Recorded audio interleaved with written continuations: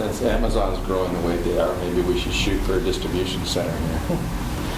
Actually, the crazy thing with Amazon is that they're actually building bricks and mortar now. Are they really? Yeah, so I gave them our information. Hey, Evening, that- gentlemen. But yeah, they're actually building grocery stores, bookstores, and then fulfillment centers, and they're starting to grow that out of the Pacific Northwest. So I gave them our information. But yeah, they're getting into bricks and mortar business. Yeah, I saw a couple of their stores on TV the other day. Yeah, it's weird. Who's that? Amazon. Amazon stores? Yeah. Interesting. Yep.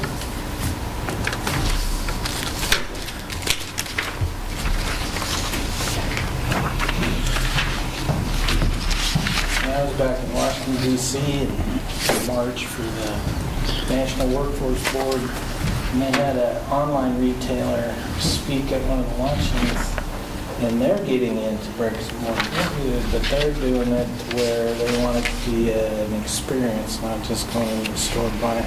They have technology like a woman can try on a dress and stand in front of this mirror and push a button and it'll change from blue to red, from green to yellow, and all that stuff. Yeah. Yeah. Right there in the mirror. And if they don't have the size in that store, it'll tell them automatically where they could get it for or from, and they're turning it into more of an experience than just shop and Crazy. Oh, that's Yeah. smart. There's going to be a new idea for produce. Yeah, right. Yeah. Well, I tell you, since I started looking at Annie's, I had no idea some of the stuff that is out there, you know. Pretty interesting. In terms of produce and what's available and what, Yeah. I There's see. some exotic stuff. Yeah. You know, we got a lot of people come in and tell us, you know, they do mission trips, and a lot of people living abroad coming Uh-huh. back here and stuff, and, oh, they, you know, can you get this, can you get that? Yeah, Never I was heard in of a it, store. look into it, you know, and some of I was it's at a pretty store not too seasonal. long ago, and I saw a thing, I didn't know what the heck it was. And I had to Yeah. look at the tag, and what in the world is that? Yeah, use Weird it. looking thing, yeah. Yeah, like Buddha's hand, you know, I never even knew that thing. What the heck? Buddha's hand, even those stuff like beetroot, yeah, it's a big old, what in the heck is that? You And what do know? you do with Beet it? was a root. Exactly, how do you prepare How that? do you eat that thing? Yeah. What beet was a root? Yeah, well, these roots, there's some big balls of roots in there. Like, probably the best thing you could ever eat in your life. You know? Yeah. You know, packed with everything. So I guess we're about 5 minutes after already. Yeah. So, and we do have a quorum, right? Yeah. So we're good there. So we will move on, and Mike will present the agenda to us. Okay, thank you. Okay, so there's a couple items on the agenda this evening. So some housekeeping items, the ICSC recon update, design regulations, we're looking into an update on community events, and then a little bit of an introduction into the strategic plan for economic development. So for the housekeeping issues, if you've not yet attended the open public meeting training, contact Lisa, who's our city clerk. Several new commissions have started at the city, so we're having several training sessions because it's a state requirement. Once every 4 years you have to go through it, and then she'll keep the records on file. There were two trainings already. I believe there's going to be a third and a fourth scheduled for remaining folks who haven't done it yet. Other things, the new website, so we're still having content, but that's active now, so cpwa.us, and it's actually mobile friendly now, and it has a lot of new content on there, so that's good. Also, just to keep everyone aware, it's moving through city council, but the city's partnering with the university in Columbia REA on an electric vehicle charging station over at the gas station, so they'll likely move in the next month or two. Do you know if they're level 1, 2, or 3? I believe it's a level 2. Yep. Some things as far as code enforcement's concerned, because I've mentioned in past meetings that we're trying to clean up the community and do a carrot and stick approach to incentivize folks who want to have the best yard. We're doing a Yard of the Month program where residents can nominate folks who have nice looking properties, and then they'll get like a placard thing to put up in their front yard. So that competition will kickstart in about a week or so, and then we'll do the first award next month, and it'll be on a monthly basis. The next thing is the coffee with the mayor and city administrator. So we've started that since January and pretty much bounced between Black Cup and Rogers Bakery in both areas. And we try to rotate every other month, where one's in the morning and one's in later afternoon, evening. We just had a morning one today and no one showed up, so I think we're going to be doing evening from now on. But we're also trying to vary the businesses that we have of that, so if anyone wants to host one of the events, let us know. The next one will be the 4th Wednesday in June. So, Mike, have you sent anything out to the businesses to express interest if they want one? We've been putting in the city newsletters, but we can do a direct email too. But it has been in the city newsletters that go out with the utility bills. Well, we have a community bulletin board at Andy's, so that you could get your, the word out by using that board on the flyer or something. Okay, well, I'll make a flyer for that. And if you could put it on the board, the farmer's market flyer, that'd be great. Can you do that? That'd be great. Some additional things of interest. You saw seasonal banners we have up. So we have American flag banners, and we'll be ordering seasonal ones to exchange out based on seasons. So that's relatively new. Also, work has started on the Kiwanis Park rehab project. So we end up getting a grant, and then there's local funds, but altogether it's about a $600,000 project. And, we're adding restrooms, new playground equipment, a pickleball court, multiple pickleball court. Kiwanis Park. Yeah, that's up by Davis Elementary School. It's a shared facility. Yeah. Is that where they had the fire, or was that Lions? That was Lions Park. Yeah. We'll be doing some rehab work at the park now, too. Because it did burn about a 1/4 acre of Lions Park, so we'll be doing some renovation work there. But yeah, the Kiwanis Park, that's going on. It'll be done, we're hoping, within a month. And that'll be a completely renovated facility. Other things is we put in a curb grant to do some engineering on the large intersections of C Street and Large, Whitman and Large, and 12th and Large, because there's been a lot of complaints about the two-way stops and that it's no longer behaving how it should. So the state did award us a full grant on that, so we'll be doing engineering to determine what the best course of action is on the intersections moving forward. The Community Development Block Grant for the Micro Enterprise Grant and Loan Idea for College Avenue, that was turned in yesterday. So that was forwarded to the state, so we'll see if we get that. And then with the Main Street organization, see about creating a Main Street organization for College Place so we could get the B&O tax incentive. I contacted them, and they will likely participate in a phone presentation on that in a webinar next meeting in June.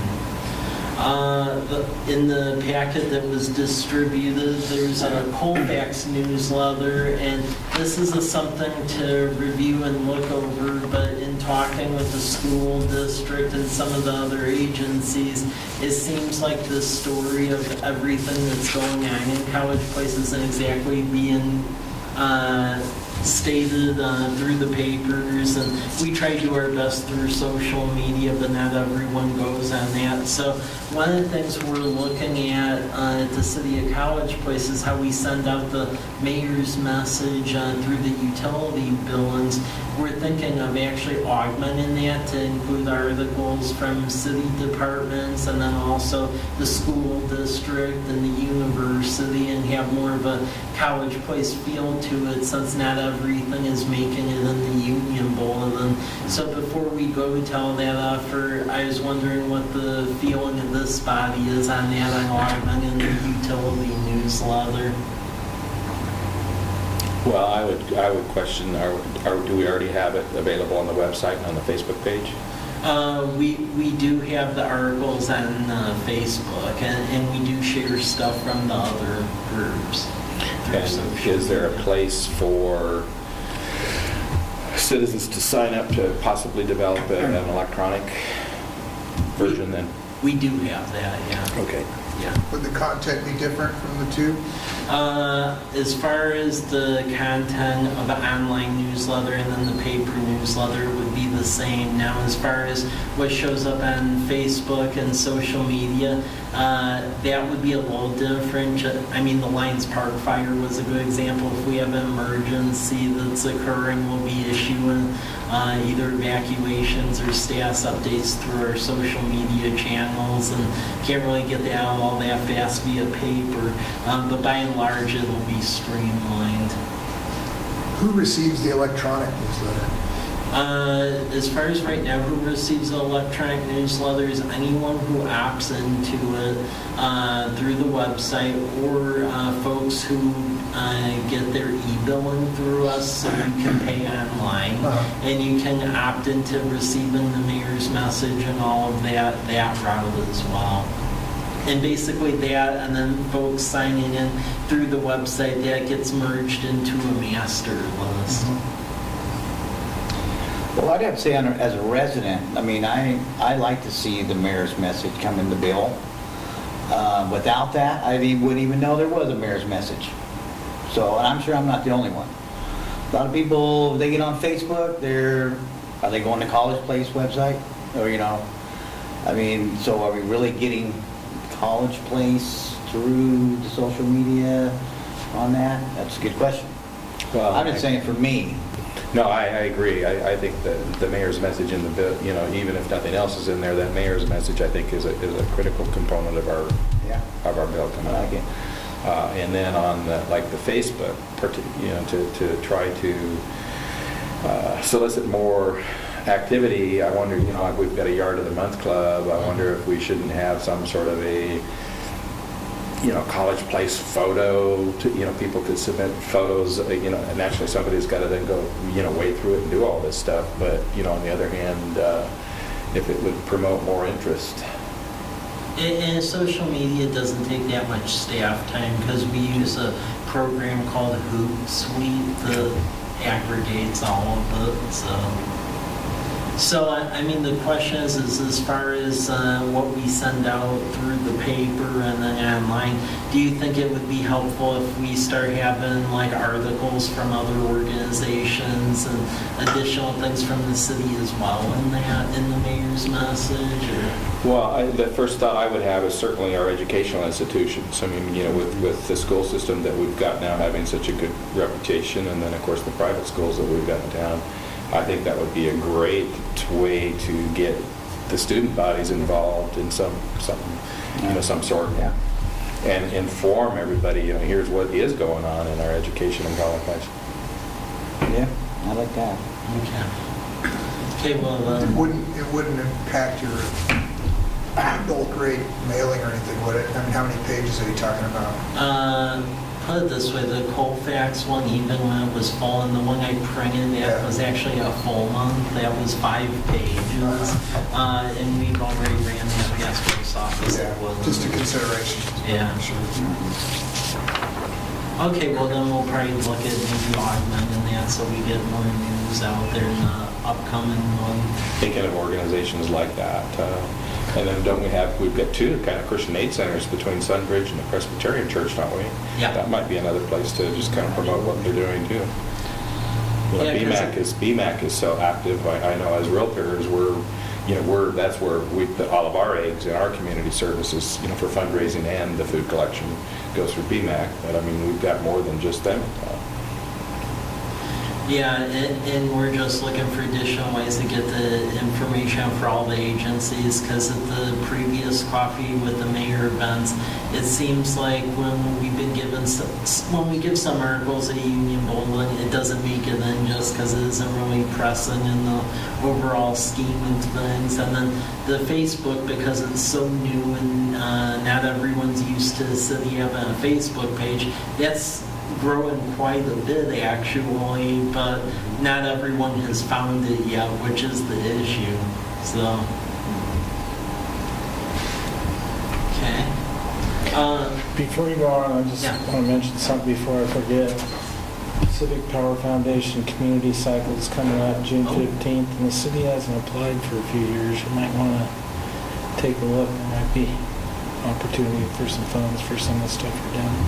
Yeah, that'd be good, because I know we'll be looking for some assistance on Lions Park, because in addition to renovating the area, it got burned out. We also have to dredge the pond, because Fish and Wildlife's threatening not to stock it, because there's so much silt. There's lots coming there, yeah. Yeah, so that's like the next park we have to move on to that we need help with. So I'm going to touch base and then talk a little further about it. Yeah, that'd be great. The next item I just wanted to briefly go over was the ICSC Recon Conference. So with that, there were 37,000 people in attendance, and a lot of items were given to various agencies, but as far as ones they actually committed to either visiting here and digging deeper into it, there's an exhaustive list of that here. AutoZone, Kirkland's, Fred Meyer's really looking behind the Home Depot.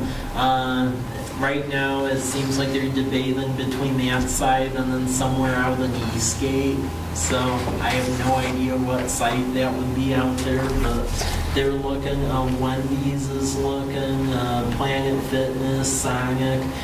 Wyndham is continuing to try to do a deal over by Del Taco. What's a Wyndham? Wyndham Hotel is a higher end. They have a higher end option, and then they have a lower end option called Microtel. And the one that's looking here is the higher end one, the Wyndham. Other ones, CVS, Jack in the Box, Qdoba. Jack in the Box and Qdoba is actually going to be looking around here in about 2 weeks. They're visiting. They want another. What's a Qdoba? Qdoba, that's basically like a fast casual Mexican restaurant. Maybe one notch up from Del Taco. Yeah. Can't hope so. Yeah. Yeah, it's good. Oh, Yeah, yeah. SeaTac Airport, Yeah. Qdoba's in there. So Okay. it's joined in there. Okay. Pretty good. Yeah, it's good. Yeah. Yeah, and they're looking to expand their presence this way. Starbucks as well wants to have a location out in this part of the valley. Party City, Choice Hotels, which is the sleep-in, quality and comfort and purveyor. They want another establishment except out in this direction, so they're looking as well. Denny's, they're very interested in being out by 125 somewhere. Firehouse Subs, Red Robin, Beyond Food Mart, which is more of like an experience convenience mart. It's like those Love's Travel Center, except it has like higher end goods. And apparently Kanye West is a co-owner of it, but that's expanding in this region, so they're looking out this way.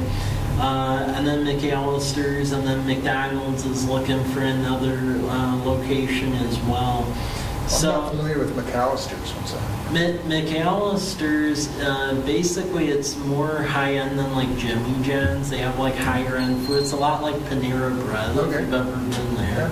Except it has sweet tea instead of coffee. It's based out of South Carolina. Okay. So yeah, many are planning site visits to look at various areas in town in the coming weeks, and we'll continue outreach on that front. The key areas they're focusing on is the big lot behind Home Depot, the remainder of the property over at Lamperty and Larch area. And then quite a few of these are actually looking at the College Avenue corridor, since the amount of money was sunk in over here, so that's pretty good. One thing that was included in the materials, just so you could take a look at and provide feedback if we need to do any other changes or add additional information, are the flash drives. So we gave those to basically the retailers and restaurants we met with in Vegas, and it has a lot of data information, a lot of site selection, flyers. So if you could take a look at that and let me know your critique on the content. Do you have it in an email? Do you have it in an email? Yeah, I Or can to- I can send it through email. I have all They that. don't allow us Dropbox. to put these in our computers. Oh, huh. They don't want anybody breaking into our network.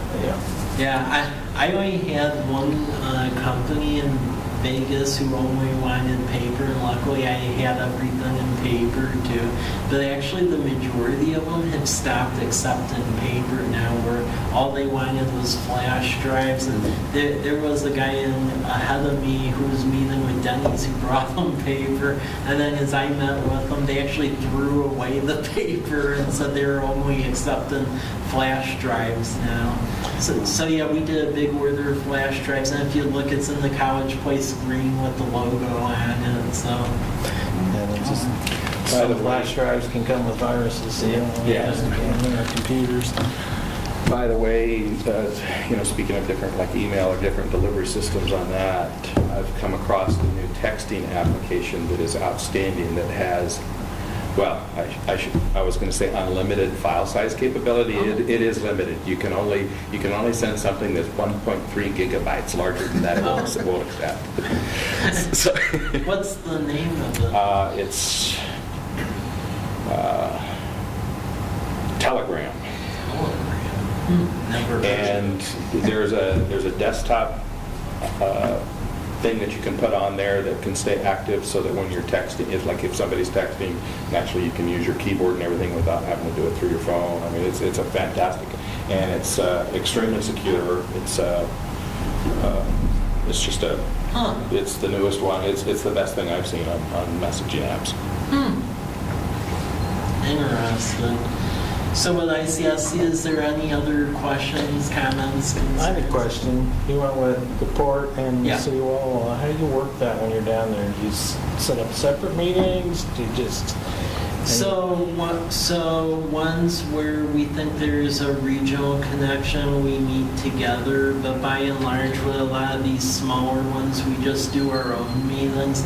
A lot of folks also just tend to spring up on the various booths of ICSC. I don't tend to do that because you get further if you have an appointment. So I had 28 appointments set up over there, so I was able to get a lot further with a lot of them because I did the work earlier. But yeah, we meet regionally, I would say, on the developer financing side, because they have various segments of it. They have basically a pavilion that has just all folks who do business with either businesses or cities, and then you can talk with them. Then they have another pavilion which has developers and finance people. That's the one where a lot of your regional teams go to, so we'd all go together on that. And then they have another one which is a pavilion that just has all the retailers, and you can do deals with them. And a lot of cities tend to go on their own for those, since that's trading semi-proprietary information. I was just curious how that worked out. Yeah. Any other questions? Well, I know we're covering something here on a presentation from Walla Walla, or WSU students. Yeah.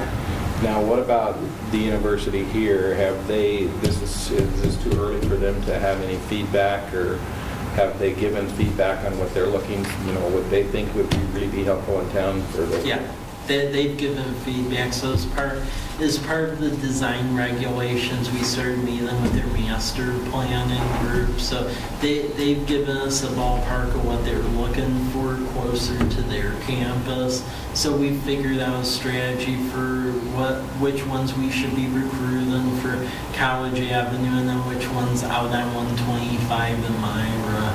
Excellent. Yeah, they definitely the ones that they would like is a much shorter list. So the Certainly. majority of them are targeting along Myra and then 125. The only one who's like really looking along College Avenue is that McAllister's. They're very interested. And then Denny's is as well, and then potentially the Wyndham Hotel, they're looking as well. That would get a little interesting with parking requirements, but we'll see where that goes. Where would they, where's the first, where, I'm trying to think. 8th in College across from Lemon. Wow, Yeah. okay, yeah, that would be challenging. Yeah, because that would basically be, I think the only way you even be able to Have do to go that is up. like a higher rise, like perched thing. So, Parking underneath. yeah, Yeah. yeah. So yeah, we'll see what happens. Okay, any other questions? Okay. We'll move on then. This was included in the packet. It was emailed out. I didn't print it just because it's a lot of pages and it's not the final one yet. But I just wanted to go over the design regulations. So since there was a lot of money invested into rehabbing College Avenue, we thought it'd be a good idea to basically do a little bit more of an open-ended design regulations having to do with basically storefronts, storefront improvements, materials, trees, things like that. It would mainly be for newer construction, since older stuff primarily is grandfathered. And it's really to make the conducive feel that it's downtown. And as far as something that restricts, we've been framing it as like a menu of possibilities for the buildings. Daryl was at one of our workshops a couple weeks ago. We're partnering with the Washington State University Rural Community Design Initiative. So they'll be doing a presentation on what the final one will look like basically in about 3 or 4 weeks. We're still working on a time frame with them on that. And it'll deal with the College Avenue corridor from Rose Street out to 13th. And they'll be back here to present their findings. And then another component of that will basically be an amended wayfinding plan. So wayfinding, that's basically signage that says where parking, key assets like the university and business districts, and things to that effect are at. There was a regional wayfinding plan that was done some years ago. We're actually looking at build upon that with bigger, more content that's College Place specific, and then do minor tweaks to the aesthetic design so that way it's less cost prohibitive, because the initial project of that was quite cost prohibitive. So there's a draft wayfinding map of where we think some of these signs could go. And what we're really looking at doing is trying to brand some of our retail areas basically by districts. So for city governments, you can't really be putting signage on a public sign that says, hey, Kmart's this way, or Randy's is this way. But what you can do is you can brand areas by district. So basically like College Avenue downtown, Walmart area could be like Meadowbrook, and then Myra Road. So that's what we're going to be looking at, more unified messaging. And we actually have money in this year's budget to do that. So there'll be a discussion about that at the final presentation. And then they'll likely dovetail into a new logo we're working on as well. And they'll be up and down College Avenue, and it should help with directing visitors and tourists in the town so they know where to go. So yeah, take a look at the map. The link is there. It's in what was sent out, and that's just some draft ideas on where some signs could go. And it's really for both vehicles and pedestrians. It's to direct them to everything, including parking.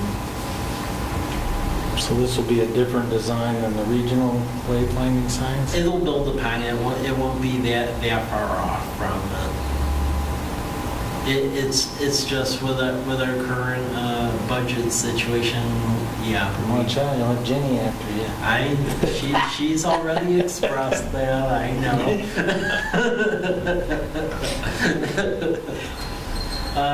Any questions about this piece? Okay.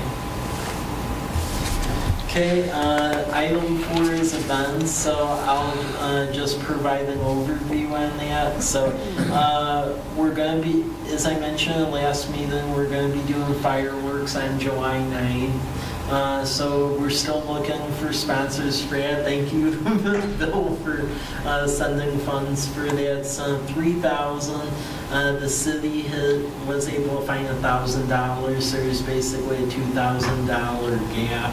And we'll be doing fireworks on July 9th around 9 p.m. We got the final approvals and everything from the university to do the fireworks from the old Rogers site. So that is where it will be occurring. We've been doing outreach with the food truck vendors at the food truck night, but we're still looking for more vendors, more the merrier. So if anyone wants to vendor, you know someone who wants to vendor, let me know. You said you had some food trucks?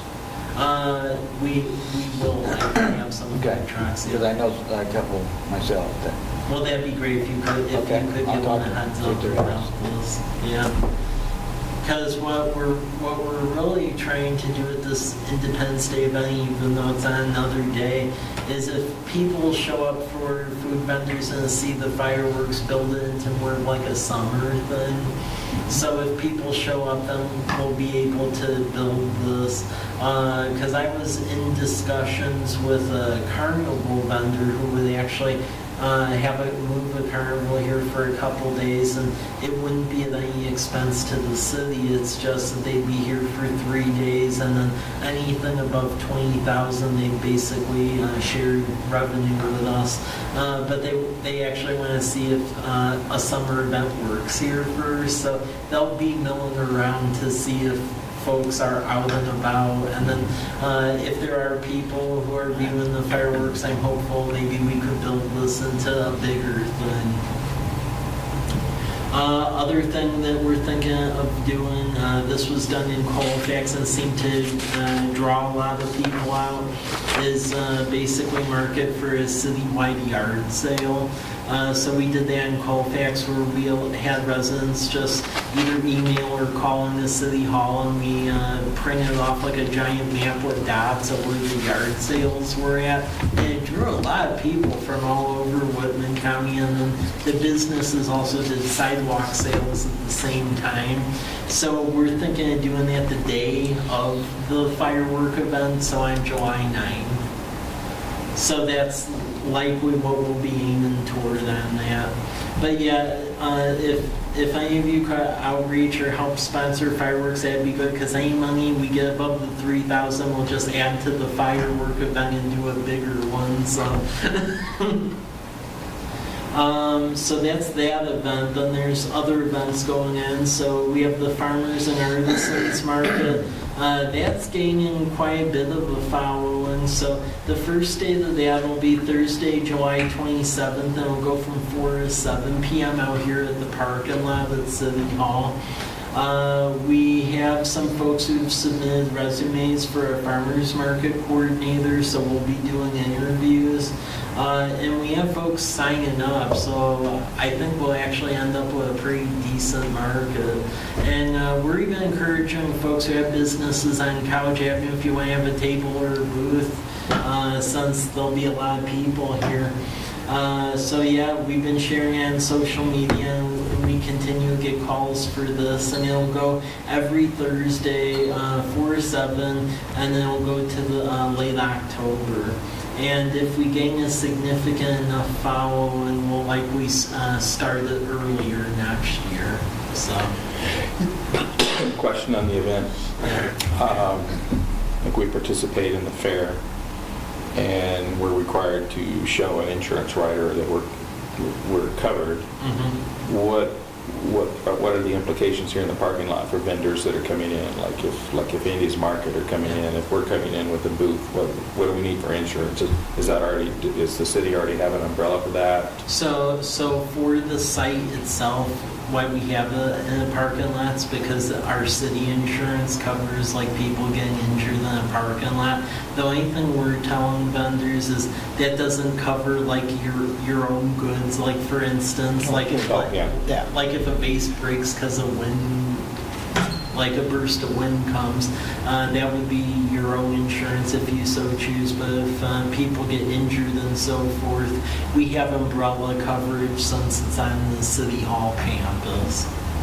And is there going to be power available or anything Yes. like that? Okay. Yeah, we're fixing our wiring right now. We have some, but we're starting to get quite a bit of a request for more than we thought, so we're going to add ampage out in the parking lot. Well, I was thinking, there's not much we would do over there, but I mean, on a hot day like that would be a nice time to have some smoothies. Yep. Like that. Yeah, so we'll be putting additional electric, and then the idea is that if this farmer's market gains a following, and it looks like it can go year to year, we're actually going to be aiming to rebuild the parking lot next spring. And we'll actually do it in a way where there's more trees and it's more like a park-like setting, so it won't be just solid asphalt. But we'll see how this year goes, and then we'll design accordingly. But we're going to put that in the budget for next year to completely redo this, because most of the parking lot's shot anyhow. So Is that farmer's market coordinator position like a paid seasonal thing, or? it's a paid seasonal. It's basically 8 hours a week. We'll actually start them first week of July just to get a little jump start on things and to try to do a little bit more recruitment on vendors. And then it'll go all the way till the end of the market. And we've been advertising it through the university, through their work-study program, but then we weren't really getting many bites on that. So we've just advertised it in the paper in general now, and now we're getting applications. So.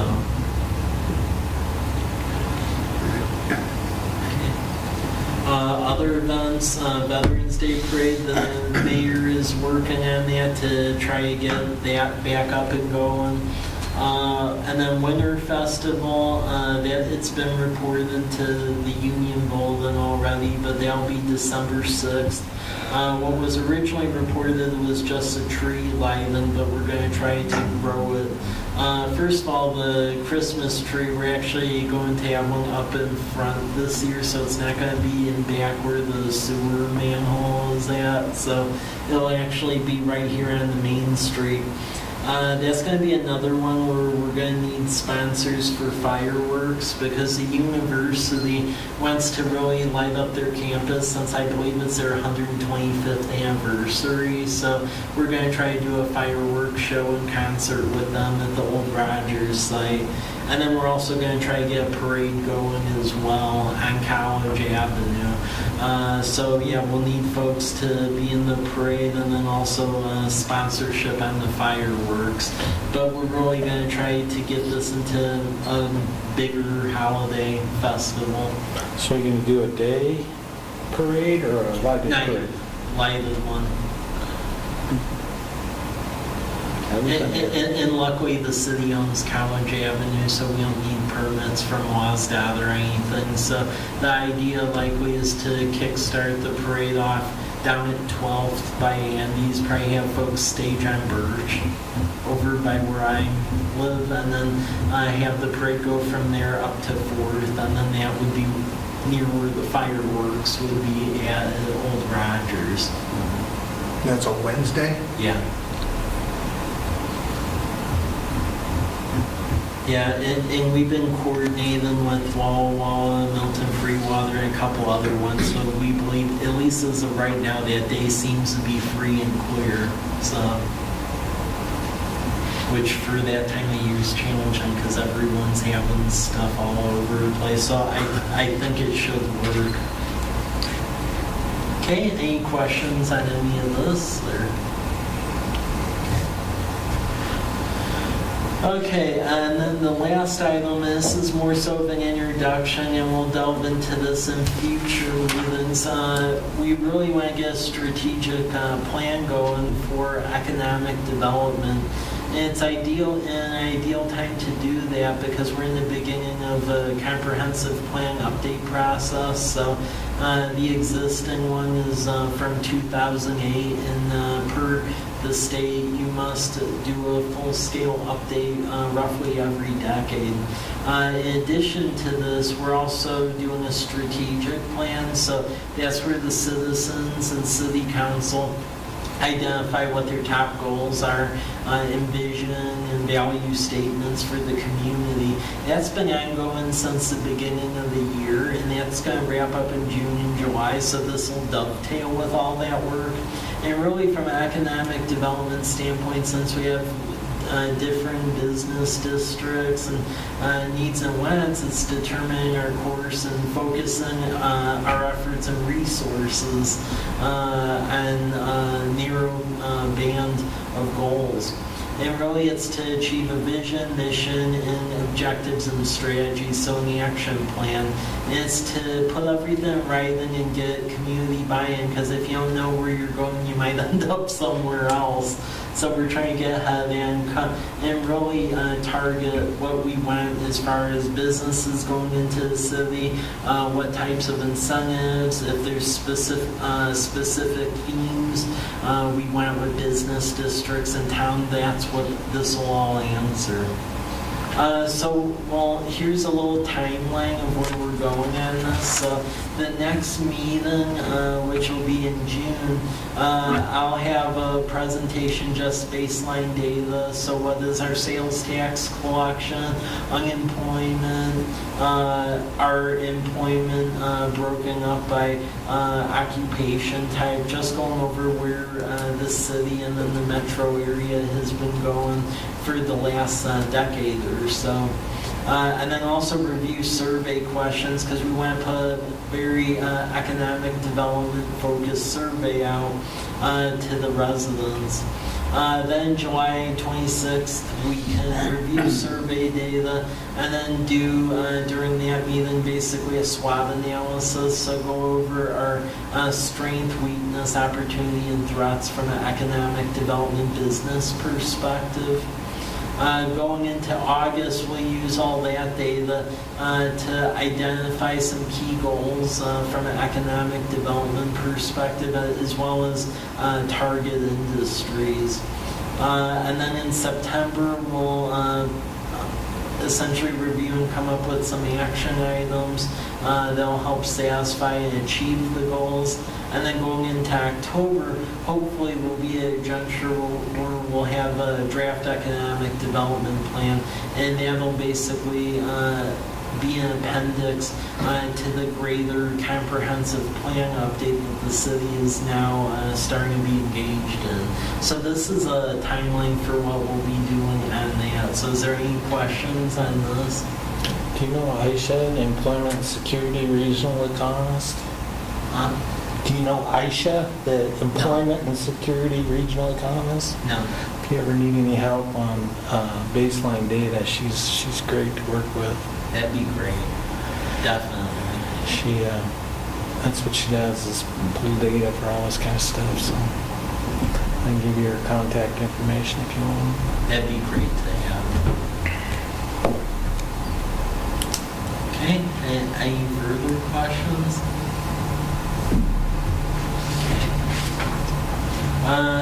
Seeing none, so that was pretty much what I had for today. So The next meeting will be the fourth Wednesday in June, so June 28th here at City Hall. And then we'll be going over what I just discussed as far as the economic development strategic plan. Also status on the events that we're trying to get going, and we should be able to do a webinar with Breanne Durham, who is in the Washington State Historic Preservation Trust, and she'll essentially discuss the whole Main Street program and how we go about getting a downtown association going, so that way we could participate in the business and occupation tax incentives, and then also a status on the business recruitment, which will be a moving target from the connections made to ICSC. So with that, that's what I have for tonight.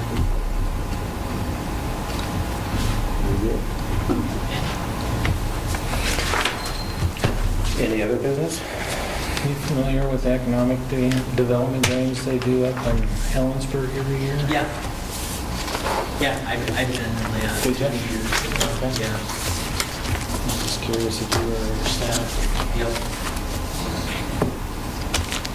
Economic games. Economic development games. It's a week-long, really intense training on economic development.